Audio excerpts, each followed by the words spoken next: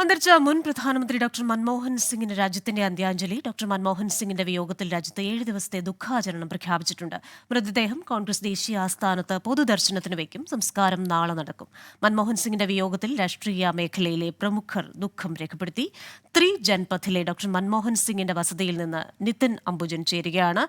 നിതിൻ, ലോകം കണ്ട പ്രതിഭാശാലിയായ സാമ്പത്തിക ശാസ്ത്രജ്ഞൻ, മികച്ച അധ്യാപകൻ, പഞ്ചാബ് യൂണിവേഴ്സിറ്റിയിലെയും ഡൽഹി സ്കൂൾ ഓഫ് ഇക്കണോമിക്സിലെയും ഒക്കെ അദ്ദേഹത്തിന്റെ ക്ലാസുകൾ പല വിദ്യാർത്ഥികളും ഓർത്തെടുത്തിട്ടുണ്ട്. ഒപ്പം തന്നെ തന്റെ ജീവിതത്തിലെ ഏറ്റവും സന്തോഷകരമായ നാളുകളിൽ പഞ്ചാബ് യൂണിവേഴ്സിറ്റിയിലൊക്കെ അധ്യാപകനായിരുന്ന കാലമായിരുന്നുവെന്ന് അദ്ദേഹം പിൽക്കാലത്ത് ഓർത്തെടുത്തിട്ടുമുണ്ട്. അതേപോലെ തന്നെ ഇന്ത്യൻ രാഷ്ട്രീയത്തിലെ ഒരു സൗമ്യമുഖമായിരുന്നു. മികച്ച സാമ്പത്തിക അവബോധമുള്ള ഒരു രാഷ്ട്രതന്ത്രജ്ഞൻ, അങ്ങനെയാണ് അദ്ദേഹം വിലയിരുത്തപ്പെടുന്നത്. ഈ മൻമോഹൻ സിംഗ് പ്രധാനമന്ത്രി ആയതിനു ശേഷമാണ് ലോകത്തിന്റെ തന്നെ വിവിധ ഭാഗങ്ങളിൽ സാമ്പത്തികമായി നല്ല അറിവുള്ള വ്യക്തികൾ, രാഷ്ട്രീയ ബോധമുള്ള വ്യക്തികളായിരിക്കണം രാജ്യങ്ങളുടെ തലപ്പത്ത് വരുന്നത് എന്ന ഒരു നയത്തിലേക്ക് തന്നെ മാറിയത്. അതിനുശേഷം നമുക്കറിയാം, സാമ്പത്തിക വിദഗ്ധരായ പലരും പല രാജ്യങ്ങളുടെയും തലപ്പത്തേക്ക് വന്നത്. ഇന്ത്യൻ സമ്പദ് വ്യവസ്ഥയ്ക്ക് ഡോക്ടർ മൻമോഹൻ സിംഗ് നൽകിയ സംഭാവനകൾ അത് അതുല്യമാണ്. ഏത് രീതിയിലാണ് അത് ഇന്ത്യയെ പുതിയ നൂറ്റാണ്ടിലേക്ക് തയ്യാറെടുപ്പിച്ചത്, ഇതൊക്കെ നമുക്കറിയാം. വിമർശനങ്ങൾ അന്ന് ഏറെ ഉണ്ടായിരുന്നെങ്കിലും മൻമോഹൻ സിംഗ് താൻ ശരി എന്ന് തെളിയിച്ച ചില കാര്യങ്ങളുണ്ടായിരുന്നു. അടിമുടി ഒരു അധ്യാപകനായിരുന്നു അദ്ദേഹം. പ്രധാനമന്ത്രിയാകുമ്പോഴും പിന്നീട് സജീവ രാഷ്ട്രീയത്തിലേക്ക് വരുമ്പോഴും ഈ പറയുന്നത് പോലെ തന്നെ ഒരിക്കലും ഒരു രാഷ്ട്രീയ പ്രവർത്തകനാകും, ഒരു പ്രധാനമന്ത്രിയാകും എന്ന് പ്രതീക്ഷിച്ച വ്യക്തിയല്ല. മികച്ച ഒരു അക്കാദമീഷ്യനായിരുന്നു. അതുകൊണ്ട് തന്നെ അദ്ദേഹത്തിന് അക്കാദമിക മേഖലയിൽ നിന്ന് കിട്ടിയ ആ ഒരു ഡിസിപ്ലിൻ, അദ്ദേഹത്തിൻ്റെ ആ പ്ലാനിങ്, ഇതൊക്കെ അദ്ദേഹത്തിൻ്റെ രാഷ്ട്രീയ ജീവിതത്തിലും പ്രതിഫലിക്കുന്നുണ്ടായിരുന്നു. എതിരാളികൾക്ക് പോലും മറ്റ് ചില കാര്യങ്ങളിൽ വിമർശനം ഉന്നയിക്കാമെങ്കിൽ പോലും വ്യക്തിപരമായി അദ്ദേഹത്തിനെതിരെ വിമർശനം ഉന്നയിച്ചവർ വളരെ കുറവായിരുന്നു താനും. എങ്ങനെയാണ് അദ്ദേഹത്തെ പ്രമുഖർ ഓർത്തെടുക്കുന്നത്?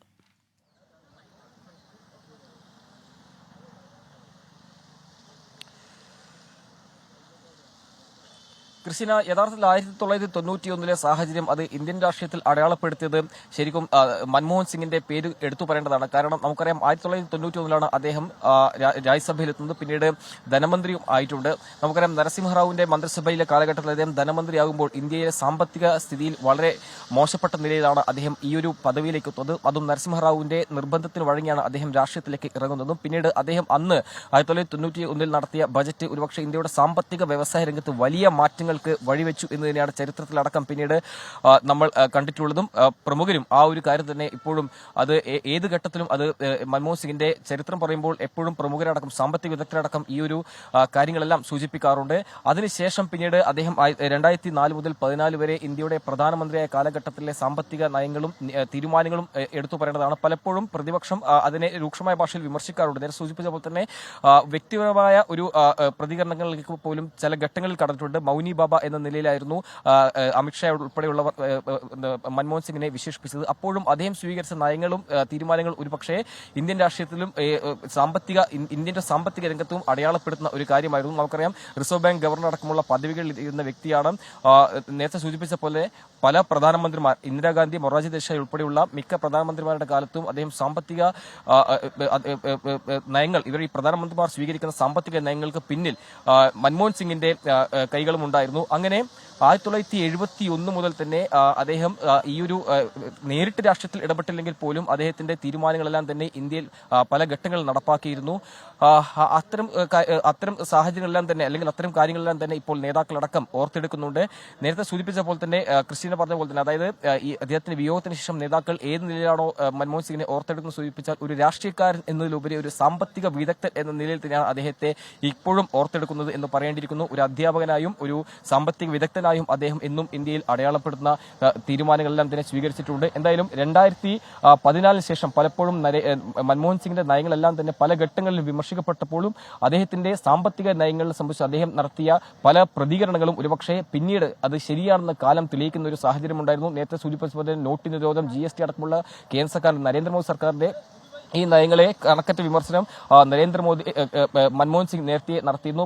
പലപ്പോഴും ആ ഒരു വിമർശനത്തെ ഒരു പരിധിക്കപ്പുറം BJP നേതാക്കളടക്കം രൂക്ഷമായ ഭാഷയിൽ വിമർശിക്കുമ്പോഴും ആ ഒരു വിമർശനങ്ങളെല്ലാം തന്നെ പിന്നീട് ശരിയാണെന്ന് പിന്നീടുണ്ടായ രാഷ്ട്രീയ സാഹചര്യം, ഇന്ത്യയുടെ സാമ്പത്തിക സ്ഥിതി വെച്ച് നോക്കുമ്പോൾ തന്നെ അത് ശരിയാണെന്ന്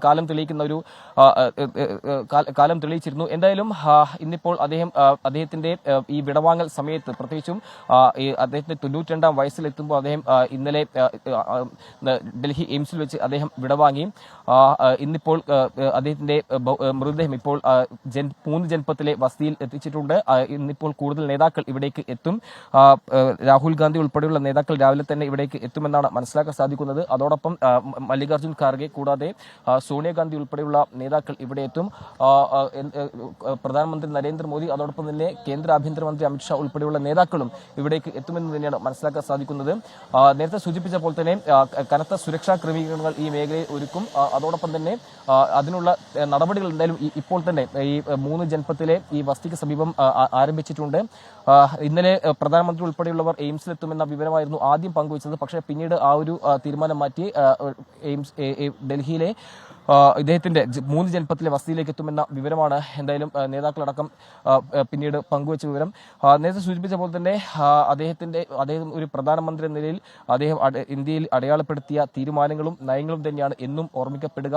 നമുക്കറിയാം ഒരു മുഴുനീള രാഷ്ട്രീയക്കാരൻ എന്നതിലുപരി ഒരു സാമ്പത്തിക വിദഗ്ധൻ എന്ന നിലയിൽ തന്നെയാണ് അദ്ദേഹത്തിനെ എപ്പോഴും രാജ്യത്തെപ്പോഴും അടയാളപ്പെടുത്തുന്ന നിലയിൽ നേതാക്കളുടെ അടക്കം നമ്മൾ പ്രതികരണം കണ്ടിരുന്നു. എന്തായാലും പല തീരുമാനങ്ങൾ പ്രത്യേകിച്ചും മഹാത്മാഗാന്ധി തൊഴിലുറപ്പ് പദ്ധതി കൂടാതെ പാവപ്പെട്ട കുട്ടികൾക്ക് വിദ്യാഭ്യാസ അവകാശത്തിനായുള്ള നിരവധി പദ്ധതികളടക്കം നടപ്പാക്കിയിരുന്നു. ആധാർ അടക്കമുള്ള തീരുമാനങ്ങൾ ഒരുപക്ഷെ സർക്കാർ നയങ്ങളടക്കം മൻമോഹൻ സിംഗിന്റെ കാലത്താണ് നടപ്പാക്കിയതെന്നും ശ്രദ്ധേയമാണ്. അങ്ങനെ സുപ്രധാനപ്പെട്ട പല നയങ്ങളും ഉണ്ടായിരുന്നു. 2009 അതായത് UPA സർക്കാരിന്റെ 2ാമത്തെ ടേമിൽ അഴിമതി മുങ്ങിക്കുളിച്ചപ്പോൾ പോലും ഒരു അഴിമതിയുടെ കരപുരളാത്ത നേതാവ് എന്ന നിലയിൽ തന്നെയാണ് മൻമോഹൻ സിംഗിനെ നമ്മൾ ഓർത്തെടുക്കേണ്ടത്. ഒരു സൗമ്യനായ രാഷ്ട്രീയക്കാരൻ എന്ന നിലയിൽ തന്നെ അദ്ദേഹത്തെ പിന്നീട് കാലം തെളിയിച്ചിരുന്നു. എന്തായാലും ഇന്നിപ്പോൾ അദ്ദേഹത്തിന്റെ വിയോഗ സമയത്ത് കൂടുതൽ നേതാക്കൾ അദ്ദേഹത്തെ ഓർത്തെടുത്തുകൊണ്ട് ഈ 3 ജൻപത്ത് എന്ന അദ്ദേഹത്തിന്റെ വസതിയിലേക്ക് ഇന്നിവിടെ എത്തുമെന്ന കാര്യത്തിൽ സംശയമില്ല. മാത്രമല്ല അദ്ദേഹത്തെ സ്നേഹിക്കുന്ന ഡൽഹിക്ക് പുറത്തുള്ള ആളുകളടക്കം ഒരുപക്ഷെ ഇന്ന് ഇവിടെ എത്തുമെന്ന് തന്നെയാണ് നമ്മൾ പ്രതീക്ഷിക്കുന്നത്. ഏതായാലും 8 മണിയോട് തന്നെ കൂടുതൽ നേതാക്കൾ ഇവിടേക്ക് എത്തും. രാഹുൽ ഗാന്ധി അതോടൊപ്പം തന്നെ സോണിയാഗാന്ധി, പ്രിയങ്ക ഗാന്ധി ഉൾപ്പെടെയുള്ള നേതാക്കളും പ്രധാനമന്ത്രി നരേന്ദ്രമോദിയും ഇന്ന് ഈ 3 ജൻപത്തിലെ ഈ വസതിയിലെത്തി മൻമോഹൻ സിംഗിന് അനുശോചനം അറിയിക്കും എന്ന് തന്നെയാണ് ഈ ഘട്ടത്തിൽ നമുക്ക് ലഭ്യമായ വിവരം. അതിനുള്ള നടപടിക്രമങ്ങൾ എന്തായാലും രാവിലെ തന്നെ ഇവിടെ 3 ജൻപത്തിൽ ആരംഭിച്ചിട്ടുണ്ട്. ശരി, 3 ജൻപത്തിലെ ഡോക്ടർ മൻമോഹൻ സിംഗിന്റെ വസതിയിൽ നിന്ന് വിശദാംശങ്ങൾ നൽകുകയായിരുന്നു നിതിൻ അംബുജൻ.